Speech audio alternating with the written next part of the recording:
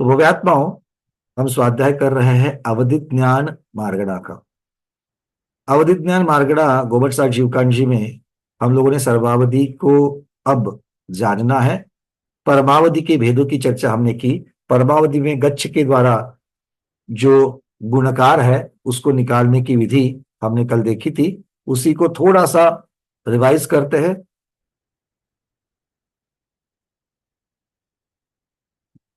जो हम लोगों ने पढ़ा है, अलग अलग प्रकार के कुछ उदाहरण लेकर के एक चार्ट बनाया गया है। उस चार्ट को आज हमें सबसे सर्वप्रथम पढ़ना है। चार्ट दिख रहा है सब लोगों को? चलिए, गच्छ निकालने का तरीका आपको याद है ना, क्योंकि जो उत्कृष्ट देशावधि है, उत्कृष्ट देशावधि को गुणाकार करते जाना है। क्षेत्र में उत्कृष्ट देशावधि कितना है? लोक। और परमा उत्कृष्ट देशावधि का काल कितना है? उत्कृष्ट देशावधि का काल कितना है? पल्य -1, मतलब एक समय कम पल्य।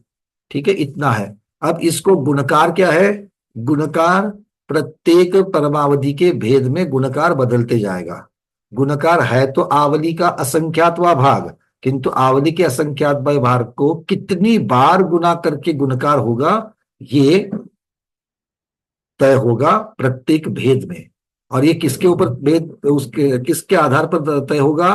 तो उस भेद के क्रमांक के संकलित धन, संचित राशि जो है उसके ऊपर से डिसाइड होगा। संचित राशि कैसे निकालनी है, कल हम लोगों ने इसका पूर्ण प्रात्यक्षिक देखा हुआ है। तो इसी को अगर मान लो प्रथम भेद है, अब चार्ट को कैसे पढ़ना है मैं आपको बताऊं। लेफ्ट साइड से लेकर के राइट साइड में चार्ट पढ़ते जाना है। सबसे पहला क्या है? प्रथम भेद। प्रथम भेद में संकलित धन एक का कितना आएगा? भेद की संख्या है एक, तो संकलित धन कितना आएगा? एक का एक ही आएगा, तो वहां एक लिखा है। गुणकार क्या है? आवली का असंख्यातवां भाग। क्यों? क्योंकि एक आवली के असंख्यातवां भाग का घात एक, मतलब आवली का असंख्यातवां भाग। तो परमावधि के क्षेत्र का प्रमाण कितना होगा? प्रथम भेद का आवली का असंख्यातवां भाग गुना लोक। और परमावधि के काल का प्रमाण कितना होगा? आवली के असंख्यातवां भाग गुना पल्य -1। इस प्रकार से होगा। इनके सूत्र जो है वो सबसे ऊपर पीले रंग में दिए गए हैं। पीले रंग में देखिएगा, संकलित धन कैसे निकालना उसका सूत्र रखा हुआ है। गुणकार लिखा हुआ है आवली के असंख्यात विभाग का एन। एन मतलब क्या है? एन मतलब उसका जो संकलित धन आता है, वो जो भेद क्रमांक की अपेक्षा से संकलित धन आएगा वो।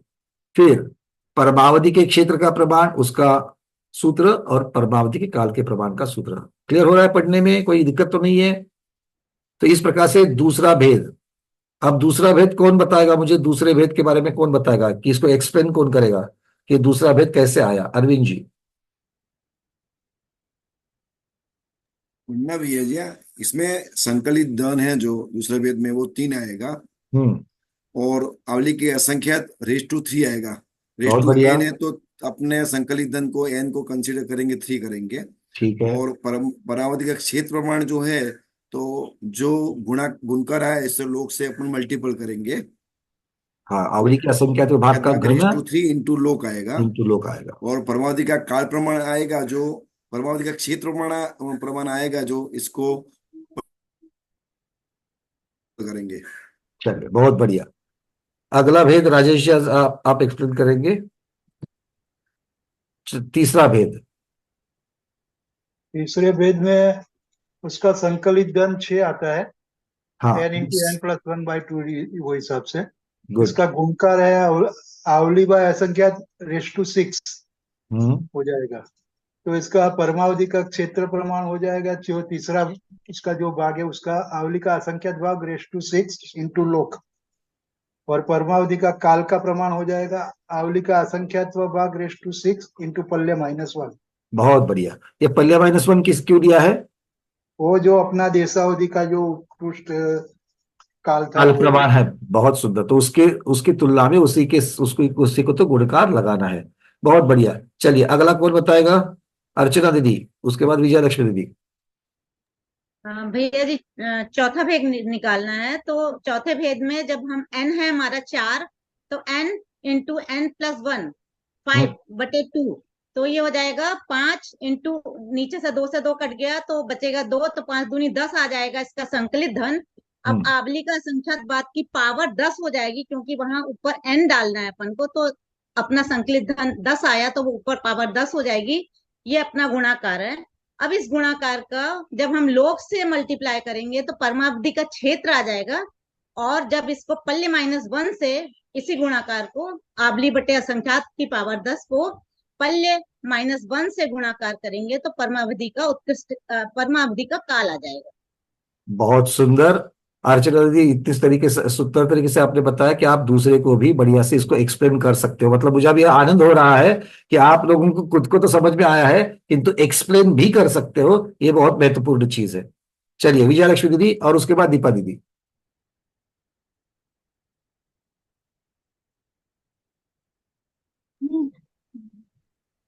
अभी 25वां भेद है, संकलित धन 325 और गुणाकार नहीं, आवली बाय कैसे आया दीदी? असंख्यात। 325 कैसे आया? 25वां वो n इंटू n+1/2, 25 डालने का n की वैल्यू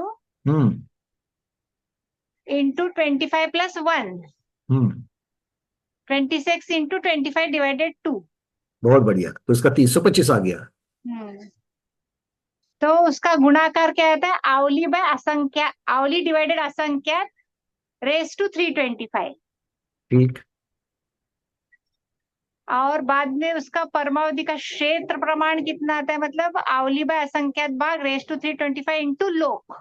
बहुत बढ़िया। और काल प्रमाण? काल प्रमाण आवली बाय असंख्या, आवली डिवाइडेड असंख्यात रेज टू 325 इंटू पल्ले -1। बहुत बढ़िया। चलिए अब दीपा दीदी अंतिम 80वां एक भेद बताइए। 80वां भेद, 80वां संकलित धन 3240 है। वो हाँ। कैसा आया? तो 80वां भेद निकालना है तो 80 इंटू ब्रैकेट में 80 + 1 डिवाइडेड बाय 2, तो 3240 आता है। फिर बहुत उसका सुंदर। गुणकार आवली बाय असंख्यात का 3240वां घात। घात। हाँ, हम्म। तो और परमावधि का क्षेत्र प्रमाण निकालना है तो आवली बाय असंख्यात को उसके 3240 के घात को log से गुना करेंगे। बहुत बढ़िया। और और काल प्रमाण? हाँ, काल परमावधि प्रमाण? का, परमावधि का बोले तो आवली बाय असंख्यात का 3240वां घात को देशावधि के उत्कृष्ट यानी पल्य -1 से गुना करेंगे। बहुत सुंदर। इतना बढ़िया। आज कुछ तो अनंत चतुर्दशी का कुछ अतिशय दिखाई दे रहा है मेरे को। कल आप लोगों ने थोड़ा सा मुझे डरा दिया था कल के उत्तरों से, और आज ऐसे कि मतलब 6 के ऊपर 6 सभी लोगों ने बहुत बढ़िया, इतना जितने भी लोगों ने एक्सप्लेन किया बहुत सुंदर तरीके से एक्सप्लेन किया। चलिए, तो इसका इतना कंसेप्ट आपका क्लियर हो चुका है। अब इसके आगे अब बढ़ते हैं। अब यहां से आगे, अब यहां पर परमावधि की जो चर्चा है वो पूर्ण हो जाएगी। अब चलेंगे हम लोग सर्वावधि की तरफ, क्योंकि देखो आचार्य भगवान का एक तरीका है, वो सबसे पहले जघन्य के बारे में बोलते हैं, उत्कृष्ट के बारे में बोलते हैं, कितने भेद आएंगे ये बोलते हैं, और फिर बोलते हैं कि मध्यम की विधि ऐसी ऐसी है, आप जान लो। सब जगह इसी प्रकार से उन्होंने बताया। अब चलते हैं सर्वावधि में। सर्वावधि के जघन्य सर्वावधि का जो द्रव्य विकल्प है वो कितना आएगा? जघन्य सर्वावधि का द्रव्य विकल्प कितना आएगा? रुक जाओ दीपा दीदी, हाथ में बोर्ड चाहेगी। दीदी दीदी नहीं नहीं नहीं बोल रही है। हाँ अंजलि, अंजलि दीदी क्या हो गया? वंदना, हुआ कुछ नहीं। मैंने आपने जो प्रश्न पूछा उसके लिए मैंने हाथ। हाँ हाँ, बोलिए बोलिए। नहीं, परमावधि का जो उत्कृष्ट आएगा वही सर्वावधि का जगन्य होगा। वही जगन्य का एक ही छेद रहेगा, एक ही भेद रहेगा। मतलब सर्वावधि में जघन्य ऐसी कोई चीज नहीं होती है? सर्वावधि में नहीं, जगन्य नहीं है ना उत्कृष्ट है, एक ही भेद है। अच्छा, ऐसा क्यों?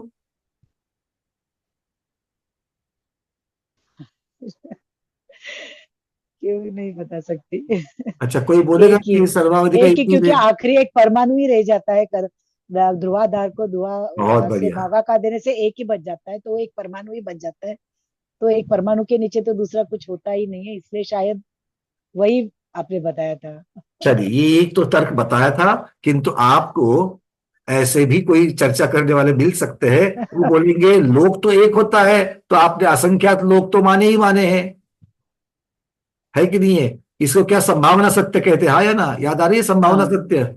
हम लोगों ने योग मार्ग नामे 10 प्रकार के सत्य पढ़े थे, तब संभावना सत्य, एक देव या एक इंद्र पूरा जम्बूद्वीप पलट सकता है, पर कभी पलटता नहीं है। तो असंख्यात लोक प्रमाण तो उसकी क्षमता है, वो नहीं करेगा। तो ऐसे परमाणु का असंख्यातवा भाग छोटा देख सकता है, ऐसा नहीं बोल सकते थे? बोल सकते हैं कि नहीं? सामने वाला ऐसा प्रश्न कर सकता है आपको। कर तो सकते फायदल हैं, उसका उत्तर बिल्कुल। यही है, जिन दिठम, जिनेन्द्र भगवान ने अपने केवली ज्ञान से देख करके यही बताया कि उसके भेद नहीं हो रहे हैं। नहीं हो- ठीक है, चलिए, बहुत बढ़िया। तो अब यहाँ पर सर्वावधि ज्ञान को अगर जानना है, हाँ क्या कह रहे हैं दीपा दीदी? वो अविभाग प्रतिच्छेद सीखते टाइम हम बोले थे सबसे छोटा अविभाग प्रतिच्छेद परमाणु ही है, ऐसा। नहीं, उसका यूनिट कहा था, बिल्कुल। जब हम लोगों ने अविभाग प्रतिच्छेद मतलब छोटी छोटी इकाइयों की जब चर्चा की थी, तो द्रव्य की सबसे छोटी इकाई परमाणु होती है। हाँ, तो क्षेत्र उसका की सबसे छोटी इकाई मतलब यूनिट, वो क्षेत्र की प्रदेश होता है। काल का समय और भाव का एक अविभाग प्रतिच्छेद शक्त्यांश, इस प्रकार से लिया था।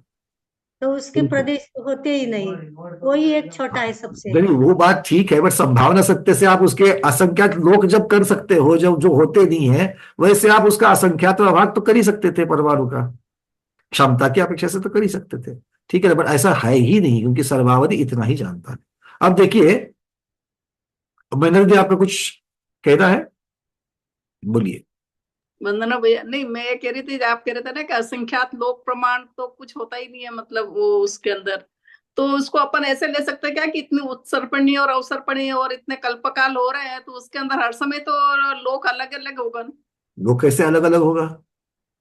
लोक तो क्यों वही उस होगा, लोक तो वही होगा, रूपी द्रव्य भी वही होगा, पर्याय पर उसके बदलती अंदर, जाएगी। हाँ, पर्याय अलग अलग होगी ना सारी। पर्याय अलग होगी, बट पर्याय जो है वो क्षेत्र की अपेक्षा से पर्याय उसी क्षेत्र में रहने वाली है, क्योंकि पर्याय मुख्यता से किससे की अपेक्षा से बदलेगी? काल की अपेक्षा से पर्याय बदलती है। पर्याय, जो द्रव्य की जो पर्याय बदलती है, उसमें मूल का कारण कौन है? काल, द्रव्य का वर्तना।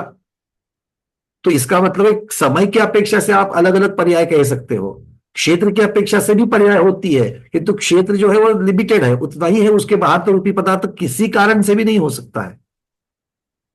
नहीं तो आकाश को जानना है तो अनंत आकाश है, किंतु खाली है, रूपी पदार्थ है ही नहीं है। और ये जो ज्ञान है, ये सिर्फ रूपी पदार्थ को जानने वाला है। नहीं, मुझे ऐसा लग रहा है कि जैसे एक काल से दूसरा काल आया, हम्म। तो उस काल के अंदर सब मनुष्य तो बदल गए, सब कोई पर्याय बात बदली, नहीं, तो मनुष्य बदले होंगे कि नहीं बदले होंगे, मतलब ये बिल्कुल मेरा। बिल्कुल बदले होंगे, बट वो मनुष्य कहाँ जाएंगे? लोक के हाँ, तो अंदर ही जो होंगे। मनुष्य बदले हैं, तो उस समय का जो काल आएगा, उस काल को जैसे कहते हैं ना, असंख्यात वर्ष का भी जान रहे, आगे का भी जान रहे, अरे पीछे जैसे का भी काल जान की अपेक्षा से तो ठीक है, काल, हाँ, काल तो असंख्यात जान रहा है, अनंत तो केवल ज्ञान, इसके आगे केवल ज्ञान जानता है ना?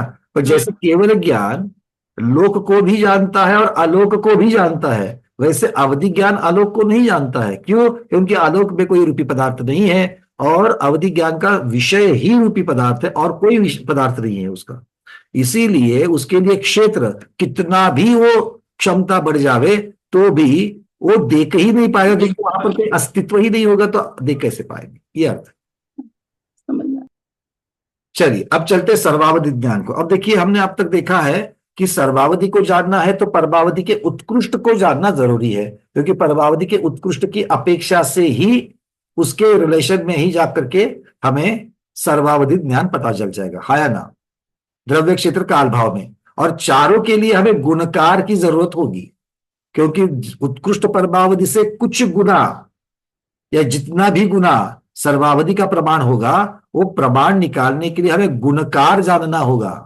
सबसे पहली बात यह है कि गुणकार कैसे जानना है। तो यहां पर आचार्य भगवान 3 गाथा के द्वारा सर्वावधि की चर्चा कर रहे हैं। सर्वावधि की 419 नंबर की गाथा में कह रहे हैं आचार्य भगवान, परमावहिव रखे तेण वहिद। आप लोगों को मैंने शेयर नहीं किया क्या? एक मिनट, लगा ही मुझे एकदम से, आप लोग कहाँ से पढ़ोगे?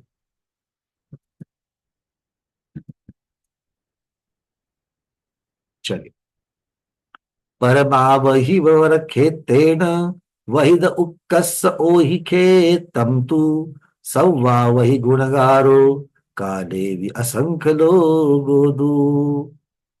वो कह रहे हैं परमावधि का, परमावही वर अर्थात उत्कृष्ट, खेतेन क्षेत्र, परमावधि के उत्कृष्ट क्षेत्र के द्वारा, खेतेन मतलब क्षेत्र से क्या करना है, वहिद भाजित करना है।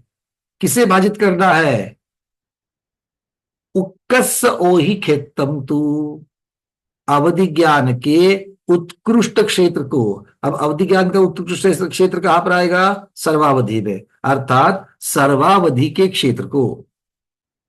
मतलब सर्वावधि के क्षेत्र को जितना भी है और जो भी रहेगा सर्वावधि का क्षेत्र, उस सर्वावधि के क्षेत्र को परमावधि के उत्कृष्ट क्षेत्र से जब भाजित करेंगे तब सर्वावधि के क्षेत्र का गुणकार आएगा।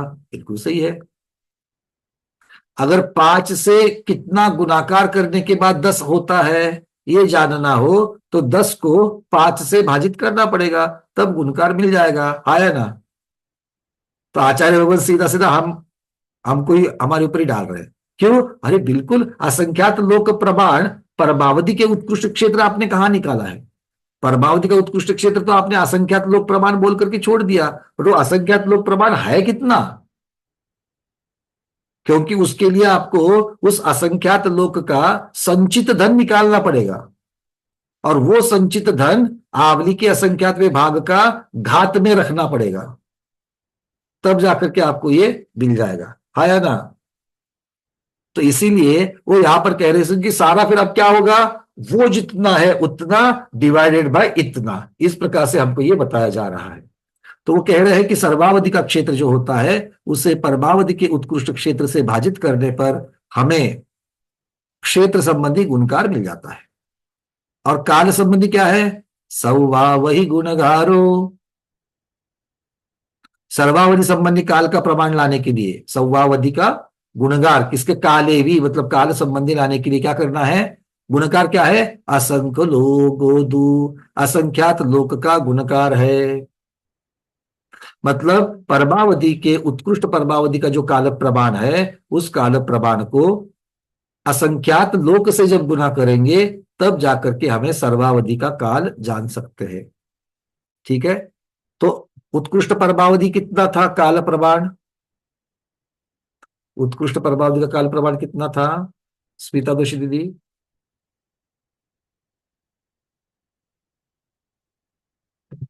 लोक प्रमाण दिया, एक लोक प्रमाण, असंख्यात लोक प्रमाण। हाँ, एकदम से मुझे लगा अरे कल तक तो असंख्यात लोक प्रमाण था, एक दिन में क्या हो गया, कैसे कैसे घट गया।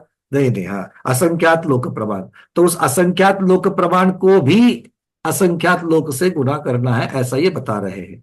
ठीक है, चलिए बहुत बढ़िया। अब इसको देखते हैं गणित के द्वारा आचार्य भगवान और क्या समझा रहे हैं। तो सर्वावधि के ज्ञान का प्रमाण निकालते थे, द्रव्य क्षेत्र काल भाव चारों निकाल लेते हैं। द्रव्य का प्रमाण कैसे निकलेगा, द्रव्य के प्रमाण के बारे में तो पता है कि जो भाई उत्कृष्ट परमावधि का द्रव्य था उसको ध्रुवहार से भाजित करना, वो तो हमारी परंपरा अब तक की जो रही है। तो वो कितना था, उत्कृष्ट परमावधि का कितना था, ध्रुवहार, और ध्रुवहार को फिर ध्रुवहार से भाजित करेंगे तो उत्तर आएगा 1 परमाणु। तो सर्वावधि के द्रव्य का प्रमाण 1 परमाणु।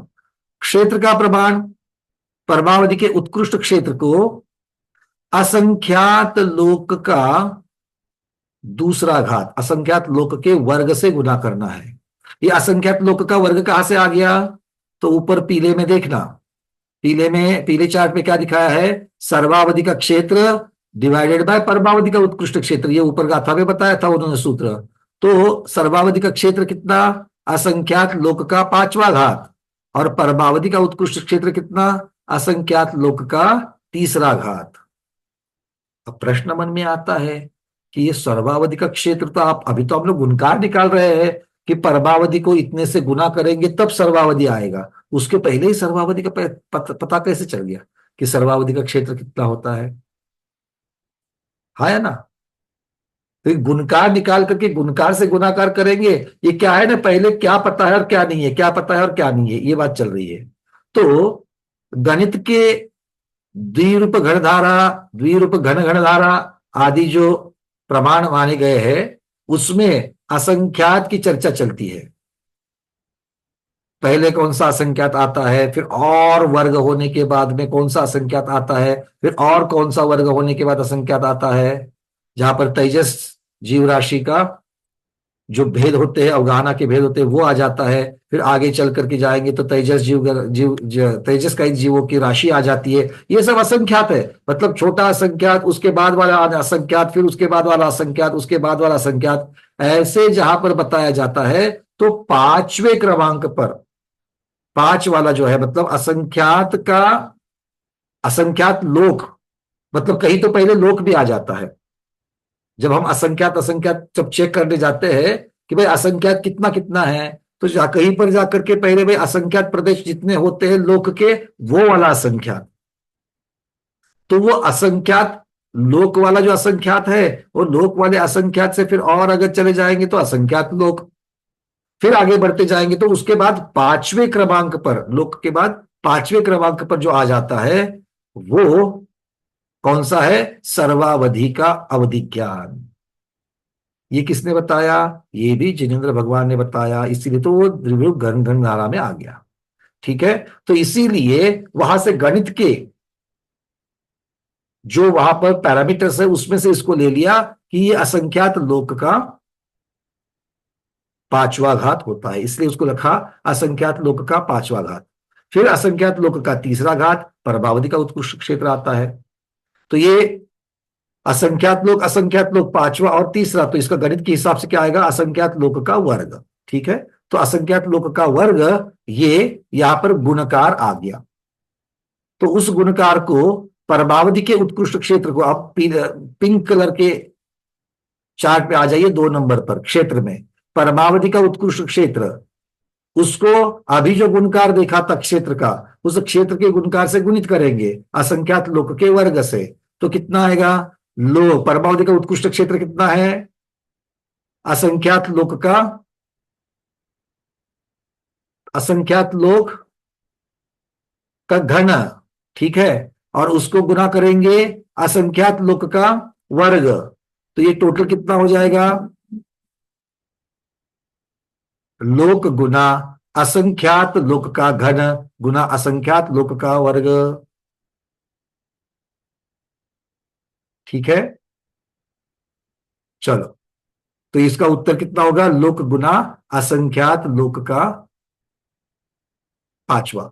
मतलब ये असंख्यात लोक का जो पांचवा घात है वो मुख्यतः से लोक को गुना करने से आ जाता है, ये हमको पहले समझना है। क्योंकि उत्कृष्ट देशावधि की अपेक्षा से अगर देखा जाए तो कितना गुणाकार होगा इस अपेक्षा से, क्योंकि परमावधि का जो क्षेत्र है वो परमावधि का क्षेत्र देशावधि के क्षेत्र की तुलना में है और सर्वावधि का क्षेत्र परमावधि की तुलना में है। इसलिए जब सिंप्लीफाई करते जाएंगे तो फाइनली देशावधि की अपेक्षा से ही निकलेगा सारा। ठीक है, अब ये तो है, यहां पर भी वही बात है, मुख्यतः से लोक की ये लोक की अपेक्षा से क्यों दिखाया है, क्योंकि लोक की अपेक्षा से जानेंगे बाकी सारी चीज जो है वो तो क्षमता की अपेक्षा से आ जाएगी। ठीक है, अब काल में भी ऐसा ही है, परमावधि का उत्कृष्ट काल गुना असंख्यात लोक, क्योंकि काल के लिए गुणकार क्या है, असंख्यात लोक। तो पल्य माइनस 1 समय ये देशावधि का है और उसको असंख्यात लोक का घन ये परमावधि का उत्कृष्ट हो जाएगा और फिर उसको गुणाकार करेंगे असंख्यात लोक से, तो कितना आएगा, पल्य माइनस 1 समय इंटू असंख्यात लोक का चौथा घात, 3 अधिक 1 4 घात हो जाएंगे। और भाव के लिए कैसे करेंगे, तो भाव के बारे में बता रहे हैं, परमावधि का उत्कृष्ट भाव गुना आवली का असंख्यातवा भाग प्रमाण, ये आगे भी उसके बारे में बताया जाएगा, बट यहां पर अभी बता रहे हैं परमावधि का उत्कृष्ट भाव गुना आवली का असंख्यातवा भाग। तो कितना होगा, परमावधि का उत्कृष्ट भाग कितना था, असंख्यात लोक का वर्ग गुना आवली का असंख्यातवा भाग। तो इस प्रकार से ये इतने भावों को जानते हैं, इतने ख्याल को जानते हैं, इतने क्षेत्र को जानते हैं, इतने द्रव्य को जानते हैं, ये हम लोगों ने समझ लिया। अब यहां से आगे ये जो 2 गाथाएं दी जा रही है, ये 2 गाथाएं मुख्यतः से ये गुणकार कितनी बार करना है ये कैसे निकाला, ये गुणकार कितनी बार करना है, ये कैसे निकाला? ये गणित के, जिसको हम लोग लॉग कहते हैं, आज के आधुनिक विज्ञान की गणित में लॉग कहते हैं, ये लॉग के सूत्र अभी हमें मालूम हो गए, लॉग के सूत्र, किंतु आचार्य भगवंतों ने लॉग के सूत्र पहले ही, देखो ये गोमटसार जीवकांजी में आ जाते हैं। तो ये लॉग के 2 सूत्र दिए हैं। अब इसको ये थोड़े से समझने के लिए कठिन हो गए, जिनको लॉग पता है, जिन्होंने उस प्रकार की गणित पढ़ी है, उनको थोड़ा सा समझ में आएगा, बट समझने के लिए इजी है। मैं जितना सरल कर सकता हूं मैं सरल करूंगा, किंतु ये हट मत करना कि हमको आना चाहिए, बट आएगा। अगर आप ध्यान देकर के सुनेंगे तो एक लॉजिक समझ में आएगा उसके अंदर का। ठीक है, चलिए अगली गाथा की तरफ चलते हैं। गाथा क्रमांक 420। ये जो विरलन राशि है, विरलन राशि किसे कहते हैं? कितनी बार गुणकार करना है उसे विरलन राशि कहते हैं। इसको निकालने के हेतु गणितीय सूत्र दिया जा रहा है। इच्छिद राशि छेदम दिन छेदेहिम भाजिदे तत् लब्धमिददिन राशि नभासे इच्छिदो राशि। इच्छिद राशि छेदम दिन छेदेहि भाजिदे तत् लब्धमिददिन राशि नभासे इच्छिदो राशि। वो कह रहे हैं इच्छित राशि को अर्धच्छेद, इच्छित राशि के अर्धच्छेद। अब इच्छित राशि के अर्धच्छेद, पहले तो इच्छित राशि समझना, फिर उसके बाद में दिन छेद दे, मतलब क्या है? देय राशि के अर्धच्छेद। तो जो इच्छित राशि मतलब जिस क्रमांक की चर्चा चल रही है उस क्रमांक की, या इच्छित राशि मतलब जिसका उत्तर, जो उत्तर निकालना है वो इच्छित राशि है। 5 गुना 2 जब करेंगे तो 10 आएगा। 10 क्या है? इच्छित राशि है। समझ में आ गया? तो ये इच्छित राशि अगर निकालना है तो देय राशि, इच्छित राशि के अर्धच्छेद बनाओ और उसमें देय राशि के अर्धच्छेद बना करके उसका भाग दो। तो जितना लब्ध आएगा, जितना उत्तर आएगा, वो उत्तर का जितनी संख्या होगी उतनी संख्या में, उतनी जगह, उतनी बार देय राशि को रखो और परस्पर गुणा करो, तो आपको विवक्षित राशि मिल जाएगी। अब ये थोड़ा सा आगम गणित भाषा बड़ी कॉम्प्लिकेटेड है, इसको थोड़ा सा सिंप्लीफाई कर लेते हैं। एक उदाहरण लीजिए, जो नीले कलर में उदाहरण आपको दिखाया है। क्या लिखा है? 16 का कितवा घात 256 है। ये तो आपको पता है, इजी है करके आप लोग इमीडिएट ऐसा ऐसा कर रहे हो, है कि नहीं है? अब कॉम्प्लिकेटेड बताएंगे तो फिर इसीलिए गणित का सूत्र आएगा। तो 16 का कितवा घात 256 है, अर्थात 16 को कितनी बार 16 से गुना करेंगे? प्रश्न क्या बन रहा है? देखो, 16 को कितनी बार 16 से ही गुना करेंगे। तो यहां पर देय राशि कौन है? देय राशि बनेगी 16। देय राशि मतलब आपको दी गई है, आपके सामने उपस्थित है, वो देय राशि, वो 16। उसको खुद से ही कितनी बार गुना करने पर लब्ध 256 आएगा। तो 256 क्या है यहां पर? 256 यहां पर इच्छित राशि है। हमें उत्तर इच्छा, अपेक्षा है कि 256 आवे, इसलिए वो इच्छित राशि है। ठीक है, अब इनके इन राशियों को एज इट इज नहीं लेना है, इनके अर्धच्छेद निकालने हैं। अब अर्धच्छेद का अर्थ क्या होता है? किसी को याद आ रहा है क्या? अर्धच्छेद हमने पहले भी पढ़े हैं। अर्धच्छेद का याद किसी को आ रहा है अर्थ? सुनीता दीदी, डॉक्टर महीना दीदी, जय श्री दीदी, और अच्छा चलो एक कागज ले लो, कागज ले लो, मतलब इमेजिन करना। अब मैं उसको छेद कर रहा हूं। छेदना मतलब तोड़ना, है कि नहीं है? तो मैं उसको, और अर्धच्छेद मतलब क्या है? एग्जैक्ट आधा कर लो। कागज को एग्जैक्ट आधा करो। कितनी बार किया आपने अब तक? 1 बार किया। अब फिर जो 2 टुकड़े हुए हैं उनको आधा कर लो, दूसरी बार हुआ। फिर आधा छेद कर लो, तीसरी बार हुआ। फिर आधा छेद कर लो, चौथी बार हुआ। कब तक आधा छेद आधा छेद आधा छेद करते जाना है? जब तक राशि नीचे एक ना रह जावे। राशि एक रहने तक उसको आधा आधा आधा है कि नहीं इधर। कौन बोलता है गणित कठिन है, अर्धच्छेद निकालना है, पर इसको याद रखना कठिन है। प्रॉब्लम ये है, गणित कठिन नहीं है, याद रखना कठिन है। अब इसके आगे जब भी अर्धच्छेद आ जाएगा याद रखो, ठीक है। चलो अब अर्धच्छेद निकालो 256 के, 256 के अर्धच्छेद निकालो, कैसे हो जाएंगे। 256 को आधा करो, पहली बार आधा करोगे कितना हो जाएगा 128। अरे इन सिद्ध चक्र विधान याद है कि नहीं है, डबल डबल करते जाते हो ना, उल्टा चल रहा है आप। 256 से आधा करो, 128 हुआ पहली बार। अब 128 को आधा करो, दूसरी बार में कितना हो गया 64, तीसरी बार में 32, चौथी बार में 16, पांचवी बार में 8, छठी बार में 4, सातवीं बार में 2 और आठवीं बार में 1 बन जाएगा। मतलब 1 तक आने के लिए मुझे 8 बार ज्यादा पड़ा, है कि नहीं है। मतलब 256 के अर्धच्छेद कितने होंगे 8 होंगे। क्लियर है। अगर कहीं पहले नहीं लिखा है तो लिख लो कि 256 के अर्धच्छेद कैसे करना। पहले अर्धच्छेद के बारे में लिखो।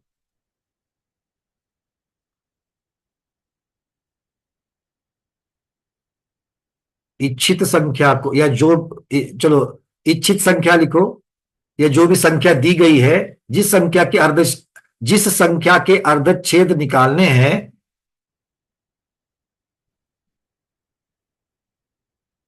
उस संख्या को आधा आधा आधा करते जाना। आधा आधा आधा तब तक करते जाना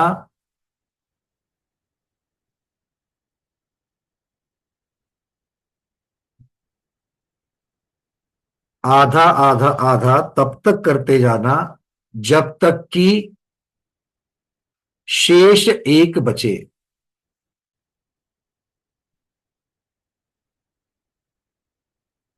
जिन्होंने मुझे स्कूल में हिंदी पढ़ाया था, अगर उन्होंने अब मेरी हिंदी सुनी तो बोलेगा अरे बाप रे कहां से कहां पहुंच गया ये लड़का। तो हिंदी अच्छी थी, बट हिंदी में ऐसे गणित वगैरह हमने कभी नहीं पढ़ी है। गणित तो गणित हमारी अलग तरीके से पढ़ी है। शेष 1 बचा, ठीक है। क्या लिखा आपने, जरा कौन पढ़ेगा, पढ़ के दिखाओ। अरविंद जी क्या लिखा। इच्छित संख्या में, इच्छित संख्या के लिए जो संख्या से अर्धच्छेद निकालने का है उसको आधा आधा करते करते हुए लास्ट 1 तक जाएंगे, और जो इसका मतलब पार्ट मिलेगा वो नहीं रुको, हमने क्या वाक्य बताया वो चाहिए। आपने अच्छी तरीके से अपनी भाषा में लिखा है। दीपा दीदी क्या लिखा। जिस संख्या के अर्धच्छेद निकालने हैं उस संख्या को आधा आधा तब तक करते जाना जब तक कि शेष 1 बचे। बहुत सुंदर, ठीक है। जितनी बार आधा करने से,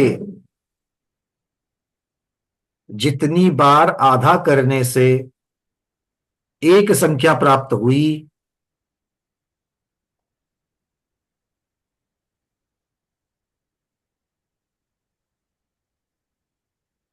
उस बार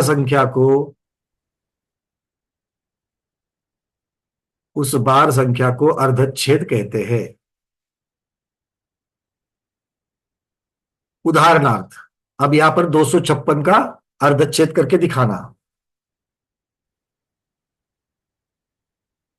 256, उसके बाद में लिखना 128, कॉमा कॉमा लगाते जाओ। 256, 128, 64, 32, 16, 8, 4, 2, 1, तो कुल मिलाकर के 8 हो गए।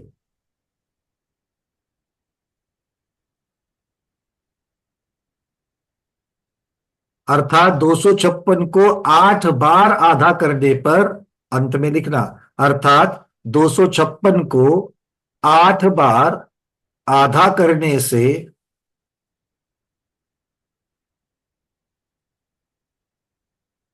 अर्थात 256 को 8 बार आधा करने से एक संख्या प्राप्त होती है, एक संख्या प्राप्त होती है या एक अंक प्राप्त होता है, ज्यादा सही ये है, एक अंक प्राप्त होता है। इसीलिए 256 के अर्धच्छेद 8 हुए, इसलिए 256 के अर्धच्छेद 8 हुए। चलिए अब फिर से अपने गणित की तरफ बढ़ते हैं, समझ लो इसको।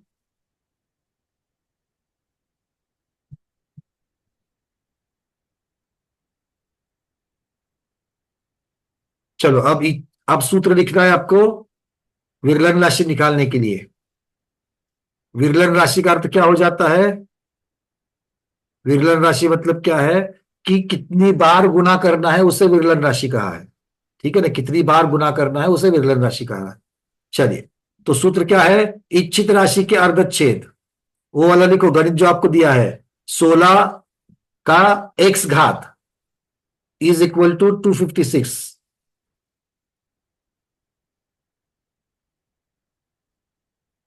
सोलह का कितवा घात 256 आता है, इसको कैसे निकालेंगे?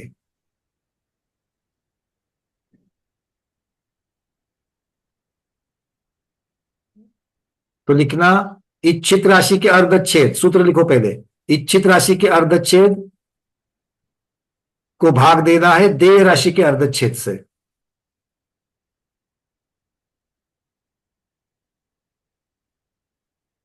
अब इस सूत्र को सिंप्लीफाई करो, उसमें वैल्यूज भर दो।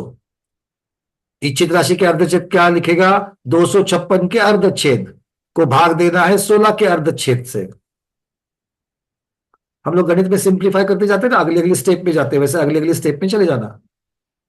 256 के अर्धच्छेद को 16 डिवाइडेड बाय 16 के अर्धच्छेद। अब 256 के अर्धच्छेद कितने निकाले हमने? 8। और अब 16 के अर्धच्छेद निकालो।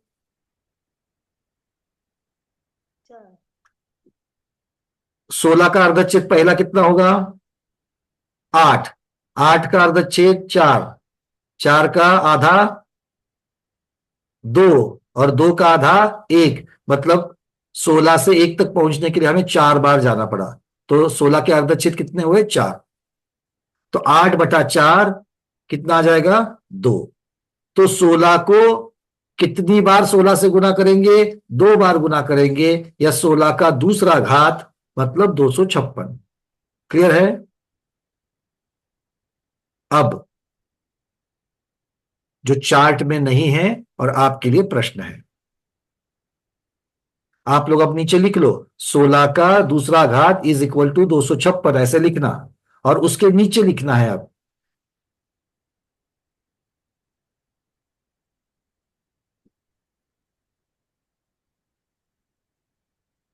16 का छठवा घात।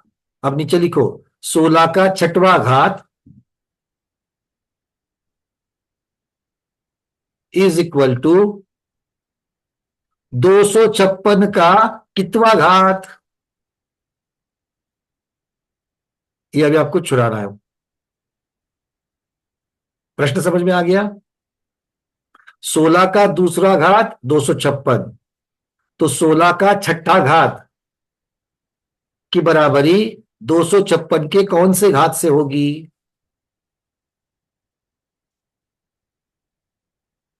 ज्योत्सना दीदी प्रश्न समझ में आ गया?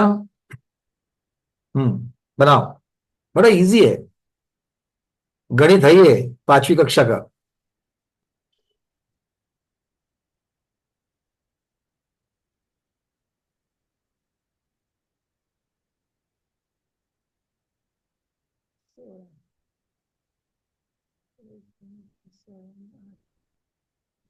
सोलह का छठवा घात मतलब 256 का कौन सा घात? अरे ये 2 मिनट में होना चाहिए, इतना टाइम ही नहीं लगना चाहिए।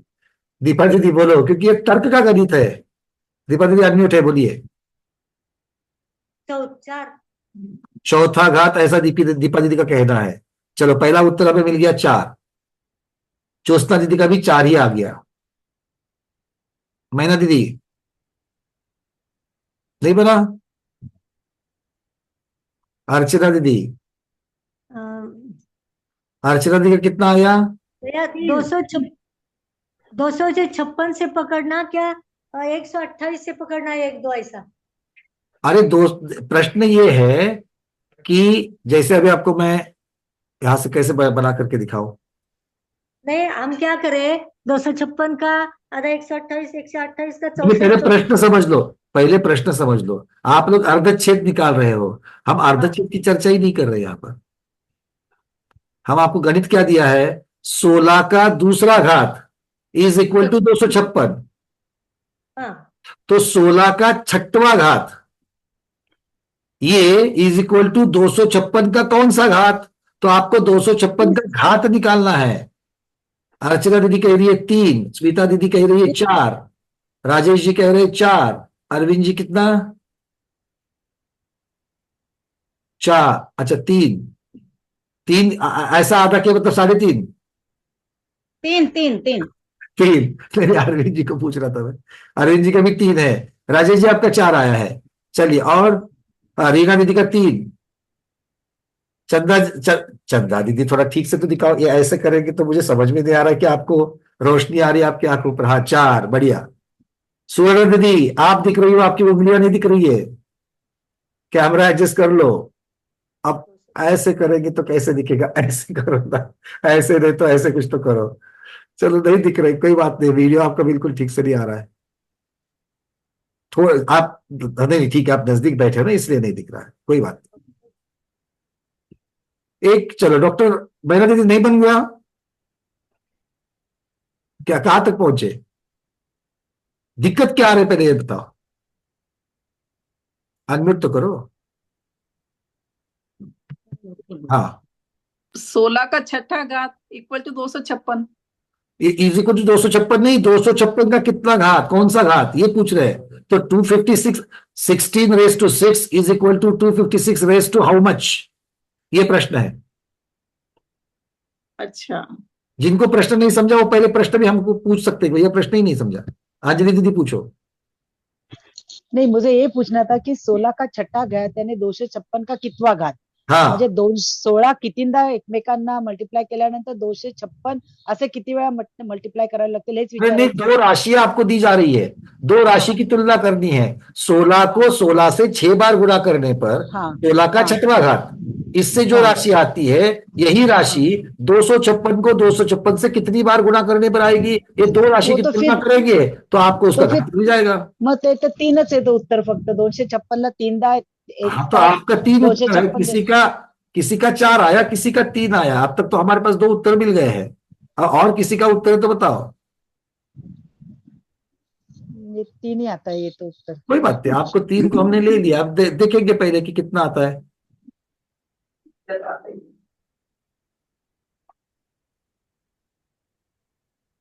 चलो बनाएंगे इसको, राजेश जी आपके साथ ही बताएंगे।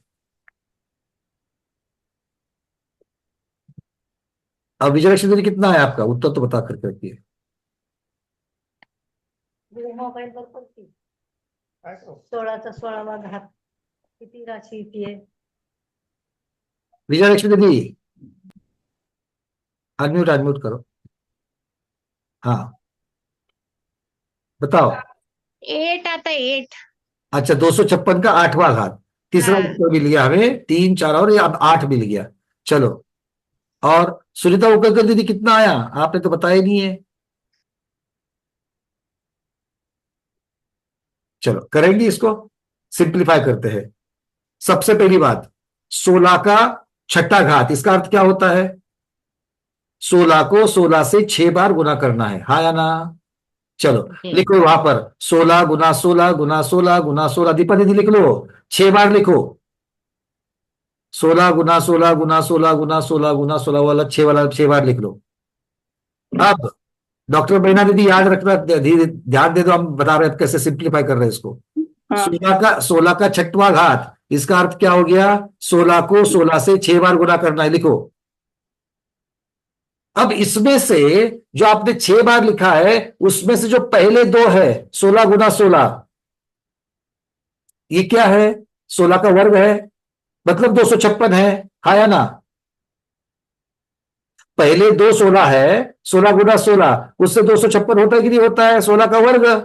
तो उसको पहले अंडरलाइन करो, सिर्फ पहले दो को अंडरलाइन करो, तो हमको एक 256 मिल गया। क्लियर? अब तीसरा और चौथा 16, वो दो को अंडरलाइन करो, दूसरा 256 मिल गया। और तीसरा और चौथा, इसको अंडरलाइन करो, तीसरा 256 मिल गया। इतना आसान है।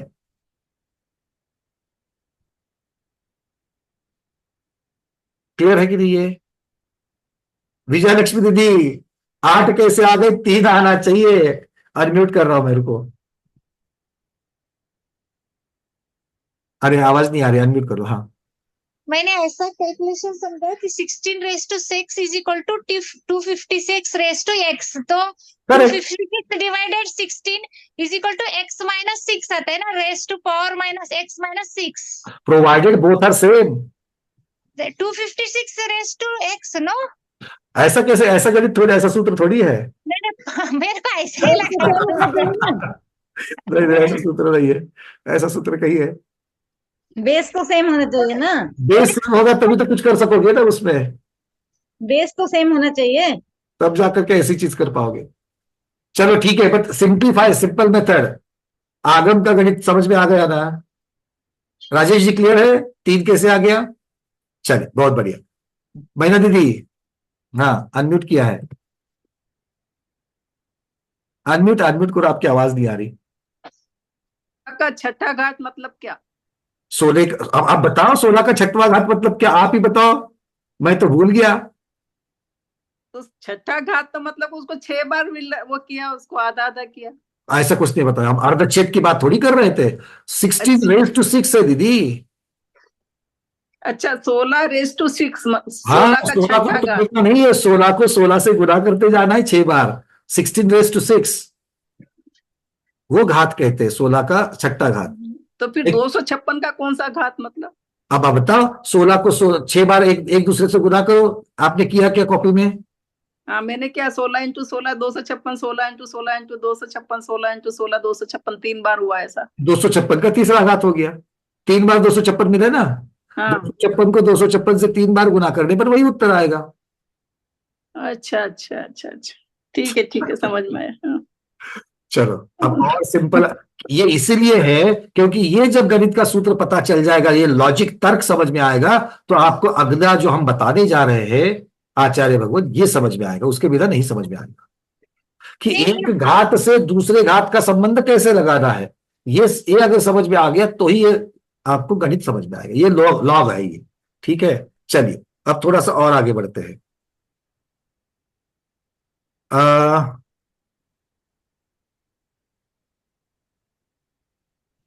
2 से नहीं, ये एक्चुअली ना, ये एक्चुअली 16⁻6 इज इक्वल टू 256 का हम 16 बेस करें तो 16⁻2 आता है ना। हाँ, तो बचा हाँ, कितना? 3। तो दोनों बेस सेम हो गए, 16 तो 6 - 2 कितना होता है? अरे ऐसा थोड़ी होगा, वो तो आप ऐसे भाग लगा रहे हो। 72113 से भाग करना है तो फिर वो आता है ना, वो उल्टा गणित करते हो, वैसे वो नहीं है ऐसी बात यहाँ पर। नहीं, तो बेस सेम हो तो डिवाइड रहे तो माइनस करते ना पावर्स, तो 6⁻2 तो 4 आता है, 3 कहाँ से आया? अगर आप उसको किस प्रकार से लेते हो, गणित का सूत्र कोई तो बेस होना चाहिए ना। हम लोग कोई तो सिमिलैरिटी मिल गई तो उसको नहीं कर सकते हैं।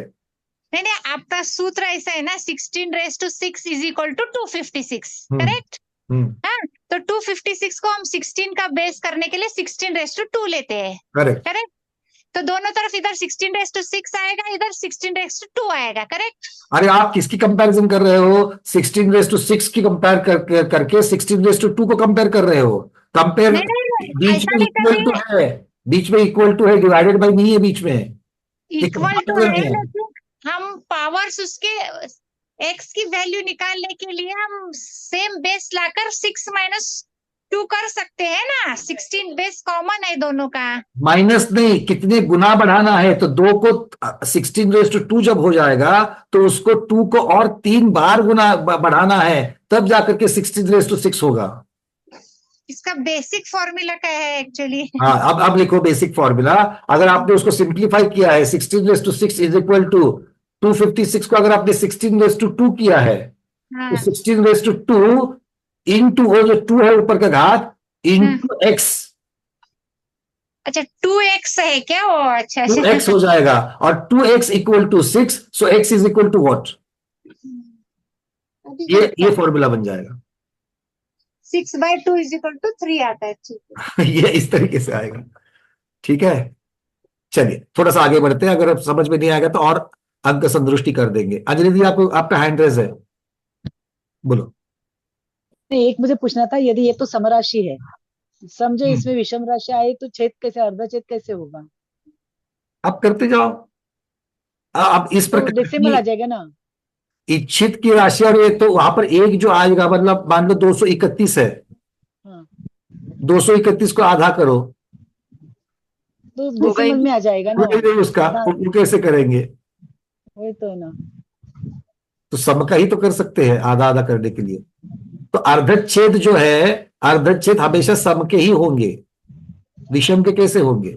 मिशन हाँ, के तो वही नहीं तो, होंगे। इसलिए ठीक है, चलिए। और फाइनली ये सब चीजें ये अंक संदृष्टि में समझाने के लिए की जा रही है कि जो पॉसिबल है और इसका तर्क समझ में आए, इसीलिए की जा रही है। बाकी फाइनली असंख्यात ही आ जाना है और असंख्यात को साक्षात हम लोग काउंट करने वाले नहीं है, तो उसको छोड़ो। ठीक है, चलो। ठीक, धन्यवाद। अब इसी प्रकार वो कहते हैं अब मुझे क्या निकालना है? अब मुझे ये निकालना है कि आवली के असंख्यातवें भाग को आवली के असंख्यातवें भाग से कितनी बार गुना करूं ताकि उत्तर लोक आवे। अब प्रश्न क्या है? आवली के असंख्यातवें भाग को आवली के असंख्यातवें भाग से कितनी बार गुना करूं ताकि उत्तर लोक आवे।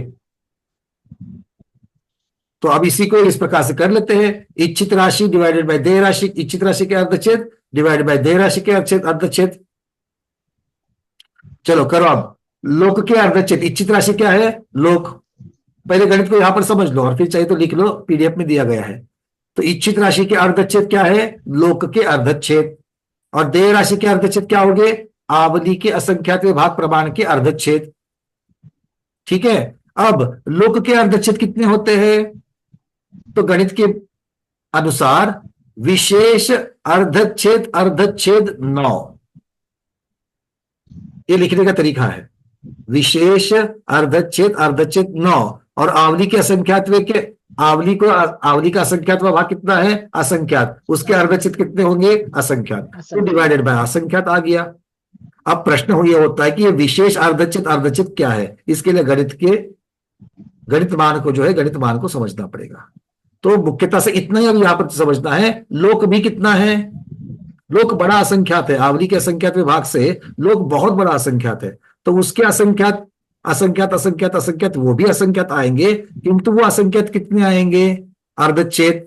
तो आचार्य कह रहे हैं कि विशेष अर्धच्छेद अर्धच्छेद 9 इस प्रकार से लिखा जाता है, मतलब वो बाकी बचे जैसी लिखाई जाती है।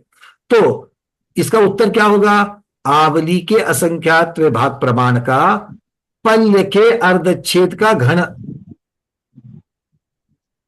जब करेंगे तब लोक आएगा, क्योंकि इसका उत्तर होता है, ये गणित की अपेक्षा से यही हम आपको बता रहे थे कि इसको समझना थोड़ा सा लॉग समझ करके चलेंगे तो ही ये समझ पाएंगे। अभी हम लोग इसको आज्ञा संयुक्त से लेते हैं कि आवली के असंख्यात विभाग प्रमाण रेस टू पल्ल के अर्धच्छेद raise to 3 is equal to लोक। अब इसको थोड़ा सा आगे इन्होंने सिंप्लीफाई करने का प्रयास किया है अगली गाथा में। उस अगली गाथा को देख लेते हैं, 421 नंबर की गाथा। दिन छेदेन वहिद लोग छेदेन पद धने भजिदे लद्धमिद लोग गुणनम परमा वही चरिम गुण गारो। देय राशि के अर्धच्छेदों का दिन छेदेन मतलब देय राशि के अर्धच्छेद जो है उनसे उसका लोक के अर्धच्छेद वहिद करना है, मतलब भाजित करना है। लोग छेदेन लोक के अर्धच्छेद को भाग करना है। जो लब्ध आएगा वो क्या है? उसका विवक्षित विरलन राशि अर्थात संचित धन में भाग देने से जो लब्ध आएगा लब्ध मिद लोक गुणनम, उतनी जगह लोक प्रमाण को रखकर परस्पर गुना करने पर जो राशि उत्पन्न होगी वो विवक्षित पद में अर्थात उस पर्टिकुलर विकल्प में, उस भेद में क्षेत्र का या काल का गुणकार होता है। ऐसे ही परमावधि के अंतिम भेद में गुणकार जानिए। ठीक है, अब इसको उन्होंने बनाया। अभी जो मैंने आपको उत्तर दिया था यहाँ पर, तो 64 को 64/4 अर्थात 16 का वर्ग 256, तो 16 का 6वां भाग इज इक्वल टू 256 का कितवां भाग? अभी हम लोगों ने जो चर्चा की वही उदाहरण यहाँ पर लिया गया है। तो सूत्र क्या बन जाता है कि विरलन राशि अधिक इच्छित लोक के, इच्छित अर्थात लोक राशि के अर्धच्छेद डिवाइड बाय देय राशि के अर्धच्छेद, तो विरलन राशि गुना देय राशि के अर्धच्छेद डिवाइड बाय इच्छित राशि के अर्धच्छेद। इस प्रकार से ये इसका सूत्र बन जाता है। परमावधि के यहाँ पर उन्होंने बनाया है कि भाई आवधि के अर्धच्छेद कितने हैं, तो असंख्यात है, किंतु कौन सा असंख्यात? मध्यम परिता संख्यात है। और लोक के अर्धच्छेद कितने होते हैं? विशेष छेद छेद 9 जो लिखा था, अर्थात पल्ले से थोड़ा कम, पल्ले से भी कम होता है। ये मोटा मोटी ये बात समझने के लिए अच्छी है कि आवधि के असंख्यात विभाग के अर्धच्छेद कितने हैं, तो मध्यम परिता संख्यात, और लोक के अर्धच्छेद कितने हैं, तो राशि पल्ले से भी कम। वो असंख्यात है, दोनों असंख्यात होंगे, किंतु कौन कौन सा असंख्यात ये बता रहे हैं। अतः जहां संकलित धन, जो संचित राशि हम लोग जो निकालते थे n वाली, n into n+1 divided by 2, उस तरीके से जो निकालते थे, तो वो संकलित धन पल्ले के छेद रेस टू 3 इंटू असंख्यात, ये जब होता ये हो जाता है, और वहीं से लोक रूप गुणकार असंख्यात असंख्यात रूप बढ़ता जाएगा। मतलब ये यहां पर बताया जा रहा है। ये सारी व्यवस्था करने का कारण क्या है कि भाई आप जब देशावधि, उत्कृष्ट देशावधि से जब परमावधि में जब आप निकल आते हो, जहां पर उसके पहले से भी आवली के असंख्यात विभाग, आवली के असंख्यात विभाग, आवली के असंख्यात विभाग गुना गुना गुना करके आते हो, तो ऐसी कौन सी जगह है जहां पर उत्तर लोक आ जाता है? उत्कृष्ट देशावधि का ही, क्योंकि लोक कहां पर आएगा? उत्कृष्ट देशावधि में आएगा। तो आवली के असंख्यात विभाग प्रमाण आप जहां पर क्षेत्र बढ़ाते बढ़ाते बढ़ाते बढ़ाते बढ़ाते उतने विकल्पों के बाद जब आ रहे थे, तो आवली के असंख्यात विभाग को करने के लिए उसका वो अर्धच्छेद की अपेक्षा से जब जाओगे तो लोक कब बनेगा? तो इस प्रकार से वो लोक बनने के बाद वहां से गुणाकार जो है वो असंख्यात असंख्यात रूप बढ़ता जाएगा। तो कह रहे हैं कि जहां पर लोक हो जाएगा, लोक से आगे वाले सारे गुणाकार जो है वो असंख्यात लोक असंख्यात लोक असंख्यात लोक होगा, और असंख्यात लोक को असंख्यात लोक से गुणकार जो है वो बढ़ते जाएगा। मतलब क्या है कि पहले भी हमने देखा, देखो परमावधि का जगन्य भेद जो है, जगन्य भेद में कितना आ गया? अब इस चार्ट की तरफ जाएंगे तो ये सारा कुछ जो उन्होंने बताया है वो इस चार्ट में हम लोगों को दिखाई देता है। ये वाला चार्ट दिख रहा है, देखो यहां पर आवली का असंख्यात भाग लोक को गुणा कर दिया, किंतु उसके बाद में जब देखेंगे तो आवली के असंख्यात विभाग घन से बढ़ गया, छठी राशि छठी घात से बढ़ गया, 10वें भाग से बढ़ गया। मतलब असंख्यात असंख्यात असंख्यात है, क्योंकि ये सबकी कीमत, आवली का असंख्यात जो है वो स्वयं असंख्यात है। तो आवली का असंख्यात गुना लोक कितना हो गया? असंख्यात लोक हो गया। फिर अगला वाला कौन सा असंख्यात लोक हो गया? तो उसको 3 बार उसी राशि से गुना करने पर जो असंख्यात लोक आएगा उतना गुना वो असंख्यात लोक हो गया। मतलब उत्तर सब जगह पर असंख्यात लोक ही आएगा, किंतु वो असंख्यात लोक प्रमाण गुना ज्यादा होगा। इस बात को समझाने के लिए, इस बात को सिद्ध करने के लिए ये सारी गणितीय चीजें दी गई है। अगर बहुत कंफ्यूज करने वाली है, लॉग की अपेक्षा से देखोगे तो इसको समझ में आता है। सूत्र दिए गए हैं, मैं आपके चेहरों से समझ पा रहा हूं। मुझे सिर्फ अब तक का जो आप लोगों ने शुरुआत में जो बढ़िया से उत्तर दिए थे, उसी उत्तर को, उसी ज्ञान को आप लोगों में बरकरार रखना है और ज्यादा कंफ्यूज नहीं करना है। तो हम लोग चलते कहां से हैं? जगन्य देशावधि से द्रव्य की अपेक्षा से पहले देख लेते हैं। द्रव्य की अपेक्षा जब चलते हैं तो मध्यम योग से अर्जित विश्रसोपचय सहित औदारिक 2 कर्म वर्गना को लोक से जब भाग देंगे तो जो द्रव्य का विकल्प आता है वहां से शुरुआत करेंगे, और फिर ध्रुवहार जो 4 प्रकार से निकलता है, सिद्ध राशि का अनंतवा भाग, या अभव्य राशि का अनंत गुना, या कार्बन वर्गना के गुणकार का अनंतवा भाग, या मनोवर्गना के भेद संख्या का अनंतवा भाग, इनमें से ये जो गुणकार बनता है उस गुणकार से, वो गुणकार मतलब ये ध्रुवहार बनता है, उससे भाजित भाजित भाजित करोगे तो आपको एक एक एक एक, एक अगला अगला विकल्प मिलता है देशावधि का। आप पहुंच जाते हो उत्कृष्ट देशावधि तक, और उत्कृष्ट देशावधि के एक पहला अर्थात द्विचरम जो है वहां पर आपको कार्बन वर्गना के इक्विवेलेंट ऐसा द्रव्य का विकल्प मिलता है, और इसीलिए उत्कृष्ट देशावधि कितना हो जाता है, कार्बन वर्गना को ध्रुवहार से भाजित करोगे तो वो वहां पर मिल जाएगा। ये हो गया देशावधि का रेंज द्रव्य का। क्षेत्र का रेंज कैसे बनेगा, तो क्षेत्र जघन्य कहां से शुरू होता है, उत्सेदांगुल का घन मतलब घनांगुल से असंख्यातवा भाग प्रमाण।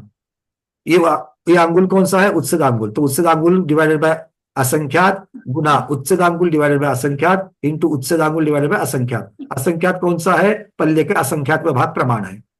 इसी को आगे जब बढ़ेंगे कितना, घनांगुल के असंख्यात विभाग प्रमाण, जब इसमें ये विकल्प जो है ये बदलते जाएंगे, क्षेत्र के विकल्प मतलब ये इसमें फिर आप एक एक एक प्रदेश की वृद्धि होती जाएगी। कब एक प्रदेश की वृद्धि होगी, जब द्रव्य विकल्प सूच्यंगुल के असंख्यात विभाग प्रमाण जाएंगे तब क्षेत्र में एक प्रदेश की वृद्धि होगी। ठीक है, और फिर आगे वाले विकल्प जो है वो प्रमाणांगुल से लिए जाएंगे। तो इस प्रकार से क्षेत्र की वृद्धि होते होते होते होते होते होते होते उत्कृष्ट देशावधि का क्षेत्र कितना बन जाता है, लोक प्रमाण बन जाता है। काल में देखेंगे तो काल की शुरुआत कहां से होती है, आवली के संख्यात विभाग असंख्यात विभाग से शुरुआत होती है। अब इसमें क्षेत्र में ध्रुव वृद्धि अध्रुव वृद्धि जब होती है, ध्रुव वृद्धि घनांगुल के असंख्यात विभाग प्रमाण और अध्रुव वृद्धि 15 प्रकार से बताई गई है।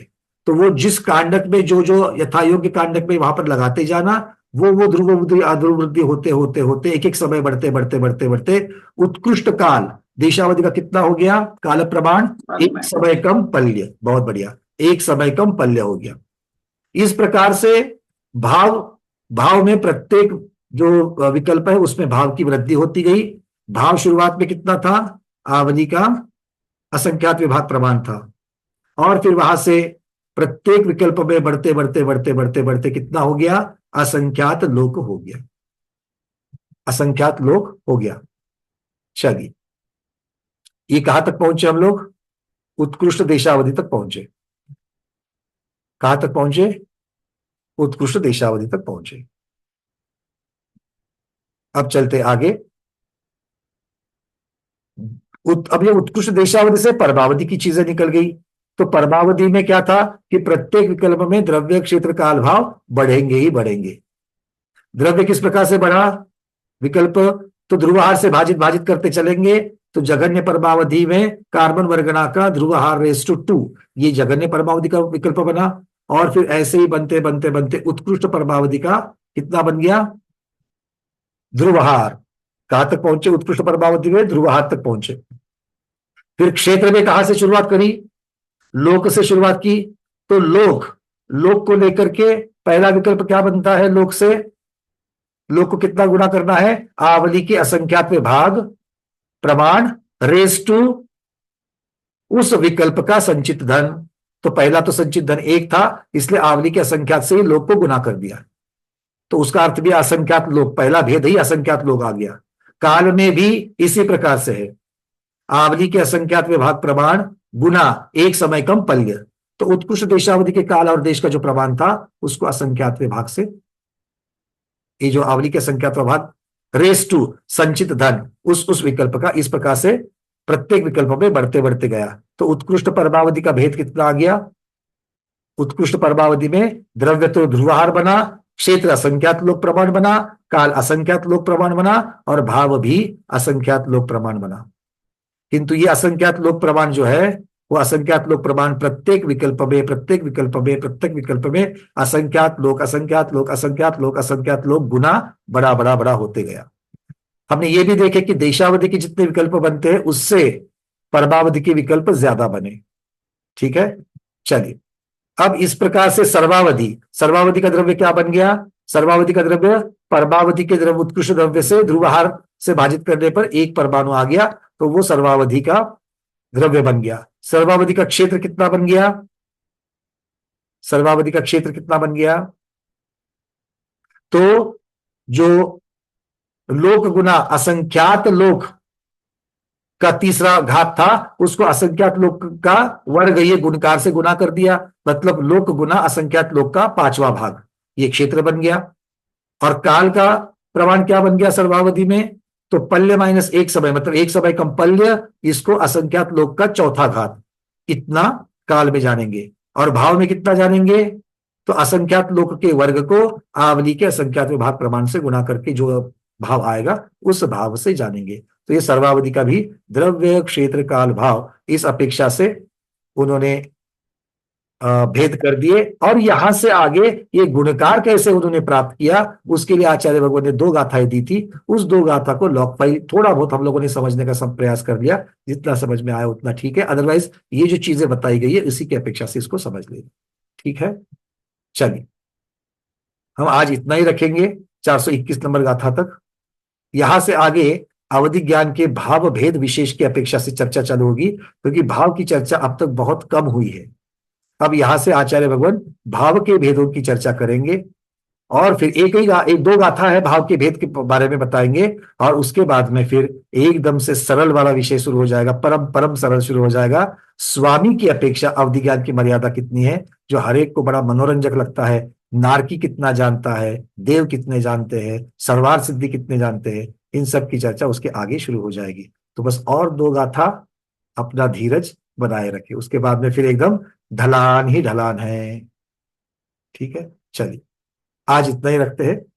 आज के स्वाध्याय को गुरुओं के श्री चरणों में बारंबार नमोस्तु वंदनामि इच्छाकार करते हुए यही पर समापन करते हैं।